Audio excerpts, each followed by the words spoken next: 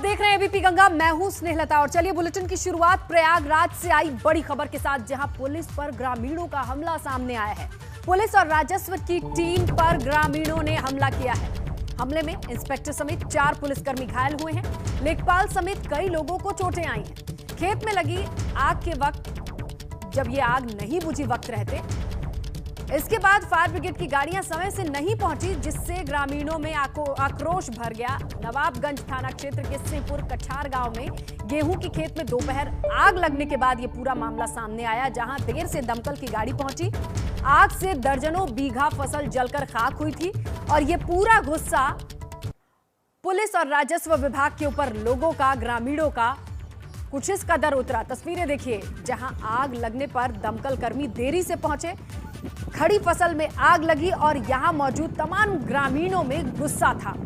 और जैसे ही पुलिस, लेखपाल समेत कई लोग, कर्मचारी पहुंचते हैं, इस पूरी टीम पर ग्रामीणों ने हमला बोल दिया।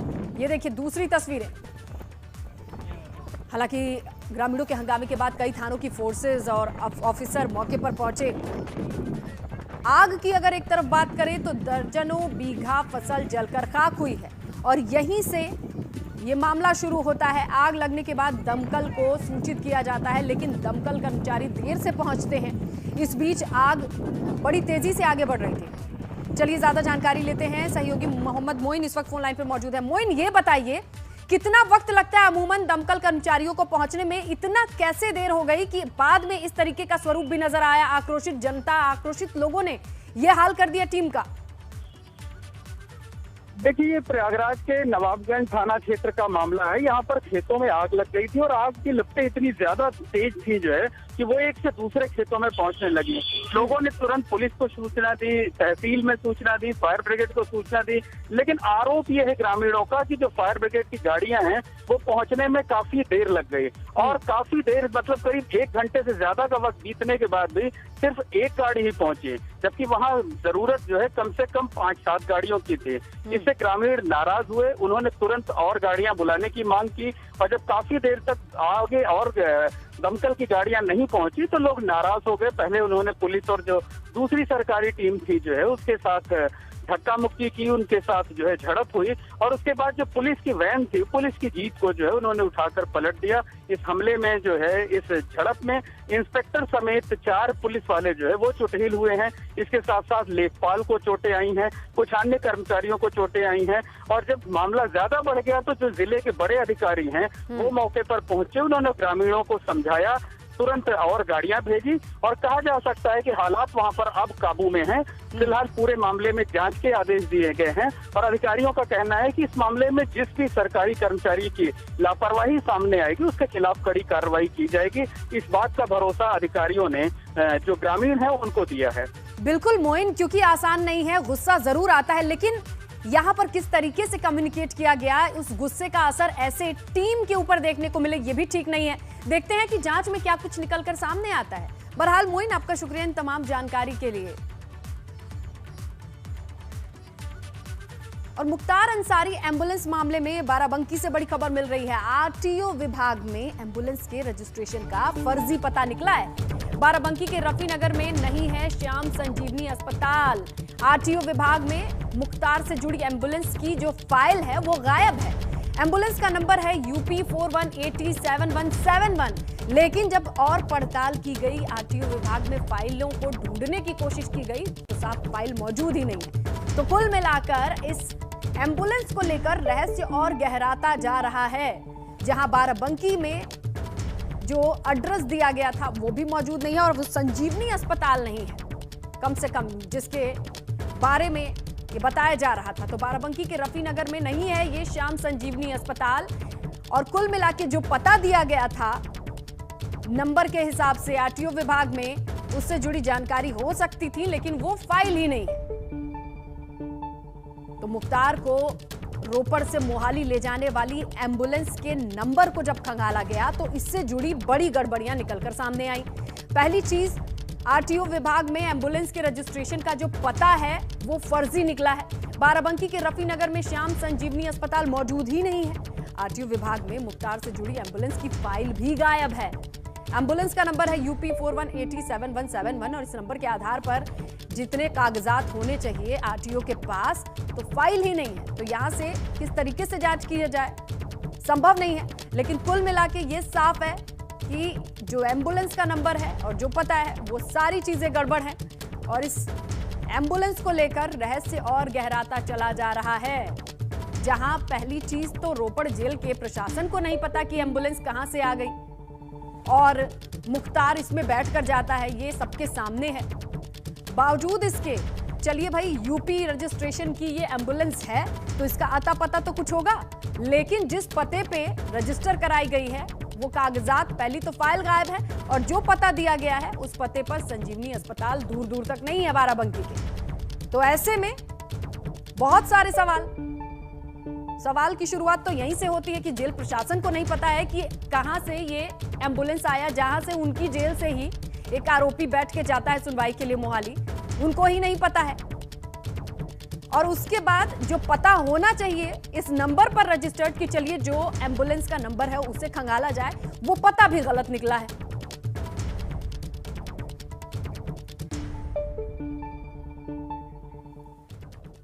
तो लगातार नए खुलासे हो रहे हैं मुख्तार के एम्बुलेंस को लेकर। सवाल यह है कि यूपी से पंजाब तक कौन है मुख्तार के खास मददगार, क्योंकि जेल के अंदर मुख्तार के पास निजी इस्तेमाल के लिए एम्बुलेंस ने पंजाब सरकार और वहां के अफसरों को कटघरे में खड़ा कर दिया है। खबर तो यह भी है कि कुछ दिन पहले मुख्तार के पास यूपी नंबर की गाड़ी रहा करती थी, उसके गुर्गे साथ रहा करते थे, लेकिन सूत्रों की माने तो कुछ वक्त पहले ही बुलेट प्रूफ एम्बुलेंस जेल भेजी गई थी जिसके अंदर भी मुख्तार के लोग रहते हैं। वो खास मुख्तार के लिए ही तैयार की गई है। रोपड़ जेल परिसर में पड़ताल करने पर पता चला कि अंसारी के 5-7 भरोसेमंद लोग जेल के आसपास रहते हैं। जब भी अंसारी को जेल के बाहर कहीं जाना होता है या कोर्ट ले जाना होता है तो वो अपनी गाड़ियों से गुर्गे सुरक्षा कवच देते हैं।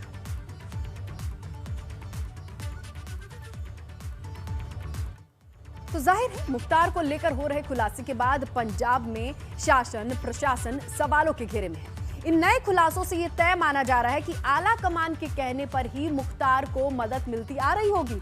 अब जेल प्रशासन की सफाई क्या है वो भी सुनिए। पी नंबर की एम्बुलेंस जहाँ तक मेरे डिपार्टमेंट का है, हमारे पास ऐसी कोई भी एम्बुलेंस नहीं है जिसमें कोई यूपी का नंबर है।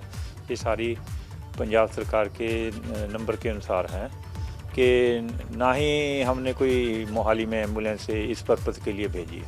ऐसी रिक्वेस्ट इधर हमारे पास तो कोई नहीं आई, तो ना ही हमें पता भी उसको मोहाली में पेश करना किसी को। अच्छा, ये भी देखिए कि मुख्तार अंसारी की एम्बुलेंस में डॉक्टर अलका राय का नाम आने के बाद से सियासत और गर्म है। कांग्रेस नेता अजय राय ने मामले की न्यायिक जांच की मांग की है। मुख्तार अंसारी की एम्बुलेंस किसकी, इस बात को लेकर सियासत गर्म है और हमारे साथ कांग्रेस के नेता अजय राय जी मौजूद हैं। अजय राय जी, आप लगातार सवाल उठाते रहे और आज एक सवाल और, आखिर ये जो सवाल है इसके पीछे क्या लगता है आपको? नहीं, मैं तो लगातार ये कह रहा हूँ कि भारतीय जनता पार्टी मुख्तार अंसारी को केवल राजनीतिक एजेंडे के तहत इस्तेमाल कर रही है और केवल बड़ी बड़ी बात कर रही है और पूरी तरीके से प्रोटेक्शन दी हुई है। मैंने मांग करता हूँ कि इसकी न्यायिक जांच होनी चाहिए, न्यायपालिका के द्वारा जांच हो, ताकि इनके अधिकारी और इनके लोग जांच करेंगे तो उसको ये प्रभावित करेंगे और कहीं ना कहीं उसको घुमाने का प्रयास करेंगे। अजय राय जी, लगातार सवाल उठते रहे, ये बातें सामने आती रही कि कहीं ना कहीं सपोर्ट हो रहा है, लगातार बयान आते रहे, तो आज जिस तरह से डॉक्टर अलका राय का नाम सामने आया है, इसके बाद कांग्रेस का अगला कदम क्या होगा और कांग्रेस मांग क्या कर रही है, किस स्तर पर, सिर्फ न्यायिक जांच की मांग या कोई और भी मांग कर रही है? नहीं, हम अभी न्यायिक जांच की मांग कर रहे हैं, न्यायिक जांच हो और जो अलका राय जी के नाम से वो गाड़ी है और अस्पताल, जिस अस्पताल में वो गाड़ी चल रही है, वो निश्चित तौर से इनके खिलाफ कार्रवाई होनी चाहिए। तो अजय राय जी के अपने आरोप हैं और इसके साथ ही ये पूरे मामले की न्यायिक जांच की मांग भी कर रहे हैं। कैमरामैन विशेष के साथ नीतीश कुमार पांडे, एबीपी गंगा, वाराणसी। और उधर मुख्तार के यूपी आने से पहले उसका खौफ बढ़ता जा रहा है। बाहुबली और बसपा नेता अतुल राय ने मुख्तार से अपनी जान को खतरा बताया है और प्रधानमंत्री, मुख्यमंत्री, मुख्य सचिव को चिट्ठी लिखकर सुरक्षा की मांग की है। बता दें कि अतुल राय भी पहले से रेप केस को लेकर जेल में बंद हैं। इतिहास है मुख्तार अंसारी और उनके परिवार का, तो ये कोई बहुत ही जैसा इतिहास है, जैसा स्वभाव है, जैसे इनकी आदत है, प्रवृत्ति है, ऐसा लगता है कि अतुल राय को भी खतरा हो सकता है, या उनको अपना प्रतिद्वंदी मान करके, या उनसे कुछ और छूट रहा हो, कुछ नुकसान हो रहा हो, ये मान करके भी वो उनके साथ कोई भी साजिश कर सकते हैं। नहीं, ऐसा है कि एक साथ रहने वाले लोग भी अलग होते हैं और एक साथ रहने वाले लोग एक दूसरे के मतलब विरोधी होते हैं, हत्यारे भी होना चाहते हैं। लेकिन मुझे जो लग रहा है कि ये गाड़ी पलटने वाली बात है। ये इन लोगों का आपराधिक मामला है और यहाँ गैंगवार का मसला चल रहा है, और इस इलाके की जो बनावट है उसमें मुख्तार अंसारी और अतुल राय जैसे ही लोग पैदा हो रहे हैं। यह क्षेत्र के लिए अच्छी बात नहीं है। आगे बढ़ते हैं, बड़ी खबर बता दें, सल्ट विधानसभा उपचुनाव से जुड़ी ये बड़ी खबर, जहां बीजेपी ने स्टार प्रचारकों की नई लिस्ट जारी की है। इस लिस्ट में पूर्व सीएम त्रिवेंद्र सिंह का नाम है।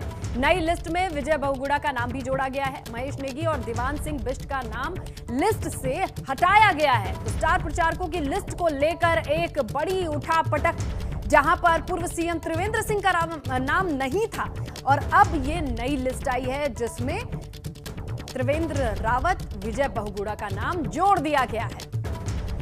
तो सल्ट का उपचुनाव किसी समर से कम नहीं है, जहां पर स्टार प्रचारकों की लिस्ट से पूर्व सीएम का नाम गायब होने पर सवाल उठने लगे थे कि भाई स्टार प्रचारकों की लिस्ट में भी नाम नहीं है, जबकि 4 साल के कामकाज में उन्हीं के देखरेख में ये कामकाज हुए। अब किस बिना पर ये आगे बढ़ेंगे? तो कुल मिलाकर इसे फिर से नई लिस्ट में शामिल करके अब जारी किया गया है। विजय बहुगुणा का नाम भी जोड़ा गया है और पूर्व सीएम त्रिवेंद्र सिंह रावत भी स्टार प्रचारकों की लिस्ट में ये नाम जोड़कर इसे फिर से जारी किया गया है। तो सल्ट उपचुनाव को लेकर ये बड़ी खबर।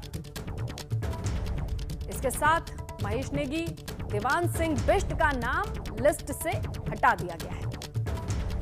तो सल्ट उपचुनाव को लेकर कमर कस ली गई है, जहां पूरा दमखम लगाने की तैयारी दोनों खास सियासी दलों के बीच देखी जा रही है। और ऐसे में स्टार प्रचारकों की लिस्ट फिर से बदली है, जहां पर पूर्व सीएम त्रिवेंद्र सिंह रावत का नाम शामिल हुआ है। तो एक पूरी सियासत जुड़ गई थी कि जिस लिस्ट में, स्टार प्रचारकों की लिस्ट में पूर्व सीएम का नाम होना चाहिए, वो नहीं था। क्या 4 साल के कामकाज को गिनवाने के लिए, वहां पे प्रचार करने के लिए क्या त्रिवेंद्र सिंह रावत नहीं जाएंगे? ये सारी चीजें सवालों के घेरे में थी। लेकिन अब इस लिस्ट में विजय बहुगुणा और त्रिवेंद्र सिंह रावत का नाम जुड़ चुका है। वहीं कांग्रेस के स्टार प्रचारकों की लिस्ट अगर देखी जाए तो तमाम दिग्गज, राष्ट्रीय स्तर से तमाम नेताओं ने ताकत झोंकने की ठान ली है और वो लिस्ट जारी हुई। वहीं जब उत्तराखंड से सल्ट उपचुनाव को लेकर लिस्ट जारी हुई भाजपा के स्टार प्रचारकों की, तो वहां पूर्व सीएम का नाम गायब था। लखनऊ की बात करते हैं, जहां एक दिन के अंदर 2 बड़ी कार्रवाई की गई। फन मॉल के बाद विभूति खंड में भी माई बार को सील कर दिया गया है। कोविड-19 प्रोटोकॉल के उल्लंघन पर यह कार्रवाई हुई है। कोविड-19 नियमों की धज्जियां उड़ाई जा रही थी माई बार में, और एसडीएम सदर प्रफुल्ल त्रिपाठी ने इस बार को सील कर दिया है। पहले भी कोविड-19 के नियमों को पालन करने के लिए नोटिस दिया गया था कि आप नियमों को ताक पर मत रखिए, लेकिन पाया यह गया कि प्रोटोकॉल को फॉलो नहीं कर रहे हैं। तो कोविड के बढ़ते प्रकोप को देखते हुए अब ऐसी जगहों पर जहां पर लोगों का इकट्ठा होना देखा जाता है, तो ये 2 तस्वीरें हैं, माई बार और फन मॉल।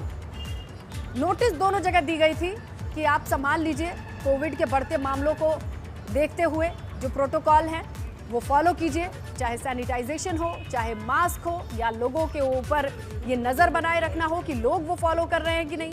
ये तमाम चीजें जब यहां गड़बड़ी पाई गई तो कोविड-19 प्रोटोकॉल फॉलो नहीं करने पर यह कार्रवाई हुई।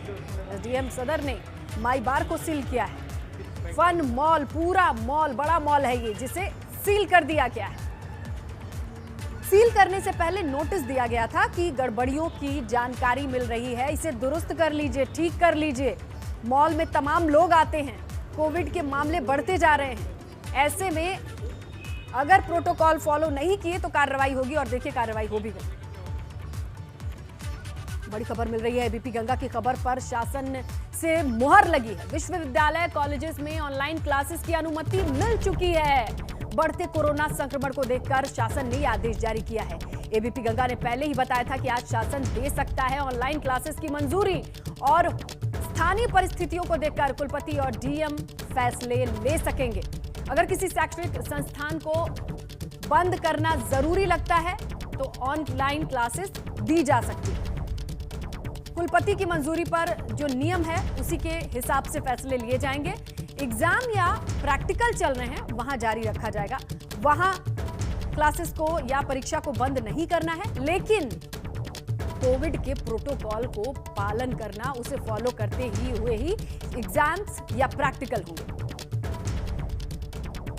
चलिए ज्यादा जानकारी लेते हैं। शैलेश अरोड़ा हमारे सहयोगी इस वक्त फोन लाइन पे मौजूद है। शैलेश, ये बताइए कि ऑनलाइन क्लासेस को लेकर अभिभावक संघ हो या जगह जगह से ये मांगे उठ रही थी। 8वीं तक तो कक्षाएं बंद हैं, लेकिन बाकी स्टूडेंट्स क्या करें, उसे लेकर ये बड़ा फैसला है। बिल्कुल निश्चित रूप से देखिए, जहाँ तक बात है कक्षा 8 तक के स्कूल बंद चल रहे हैं और कक्षा 9 और उससे ऊपर के जो संस्थान थे वो आज ही से खुले, और लगातार ये मांग चल रही थी कि इन शिक्षण संस्थान को भी बंद रखा जाए जिसमें कोरोना के केस आ रहे हैं। फिलहाल जो आदेश अभी जारी हुआ है स्नेहलता, वो सिर्फ यूनिवर्सिटी और डिग्री कॉलेजेस यानी हायर एजुकेशन के लिए जारी किया गया है, और इसमें कहा गया है कि जहां पर भी परिस्थितियां ऐसी हैं कि संस्थान नहीं खोला जा सकता, वहां पर यूनिवर्सिटी के जो कुलपति होंगे उनको संस्तुति करनी होगी, डीएम के बाद फैसला लेंगे।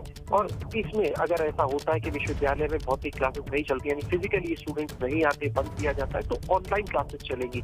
हालांकि अगर परीक्षाएं हैं या प्रैक्टिकल्स हैं तो उस केस में कोविड प्रोटोकॉल का पालन कर उनको संचालित किया जाएगा। लेकिन अभी भी बड़ा सवाल ये है कि आखिर कक्षा 9 से 12 तक के लिए फैसला कब होगा, क्योंकि कक्षा 9 से 12 तक की कक्षाएं जो है वो अभी भी सिर्फ ऑफलाइन मोड से चलाने के आदेश जारी हैं, और लगातार अभिभावक संघ उसको लेकर भी मांग कर रहे हैं। बड़ी क्लास के स्टूडेंट्स को राहत, 8वीं तक के बच्चों को राहत, लेकिन आखिर कक्षा 9 से 12 तक के स्टूडेंट्स को कब राहत मिलेगी, ये एक बड़ा सवाल है।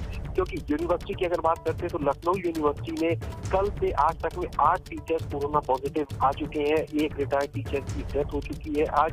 इसके अलावा कई और टीचर्स है बड़ी संख्या में जिनमें कोविड के सिम्टम्स हैं, उनके। बिल्कुल शैलेश, ये बड़ा सवाल है कि 8वीं से 12वीं तक के बच्चों के लिए क्या कुछ फैसले होते हैं या फिर उनका ध्यान कैसे रखा जाता है। आप हमारे साथ बने रहिए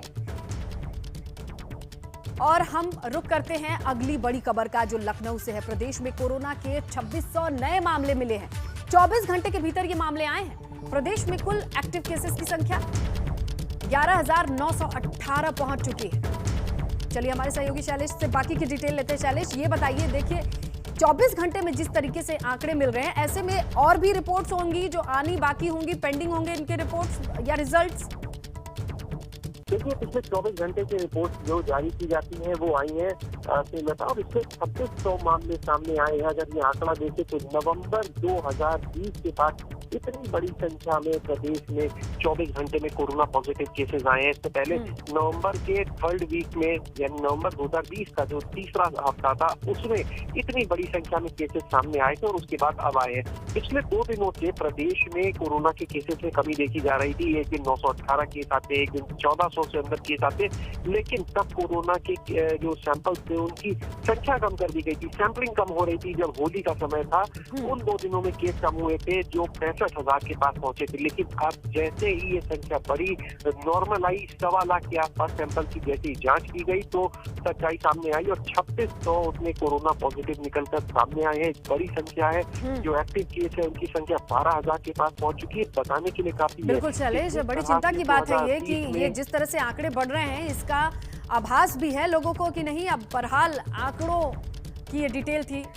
शुक्रिया शैलेश तमाम जानकारी के लिए। वक्त एक ब्रेक का है, बने रहिए एबीपी गंगा के साथ। आइए ब्रेक के बाद रामपुर की बात कर लेते हैं, जहां बंद पड़ी सीमेंट फैक्ट्री में आग लगने की खबर मिली। फैक्ट्री के अंदर रखा सामान जल गया तो वहीं आसपास के घर भी इस आग की जद में आए। अब मौके पर फायर ब्रिगेड की टीम आग को बुझाने में जुटी है। बता दें फैक्ट्री कोतवाली सिविल लाइन इलाके में मौजूद है, जहां राज्य मंत्री बलदेव अवकाल की कोठी भी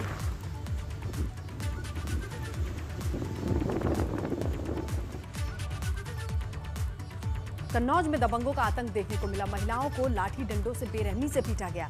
महिला पर दबंगों का कहर किस कदर बरपा है, जरा इस वीडियो को देखिए। ये वीडियो वायरल है। अब मामला दंदौरा खुर्द गांव का है।